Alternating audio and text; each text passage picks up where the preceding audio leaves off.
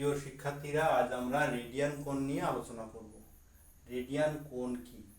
কোনো বৃত্তের ব্যাসার্ধের সমান চাপ ওই বৃত্তের কেন্দ্রে যে কোণ তৈরি করে সেই কোণকে এক রেডিয়ান কোণ বলে।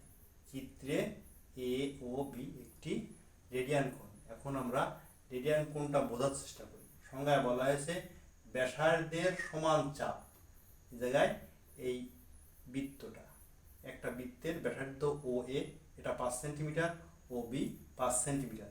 চাপটাও হতে হবে সংজ্ঞা অনুসারে ব্যাসার্ধের সমান চাপ। ব্যাসার্ধ 5 সেন্টিমিটার, তাহলে চাপটা হচ্ছে এ বি, এই চাপটাও হবে 5 সেন্টিমিটার। এই 5 সেন্টিমিটার চাপের দুই প্রান্ত এ এবং বি, এই দুটো প্রান্তকে কেন্দ্রের সঙ্গে যোগ করলে যে কোণটা তৈরি হলো এ ও বি, এই কোণটাই হলো রেডিয়ান কোণ বা এক রেডিয়ান কোণ।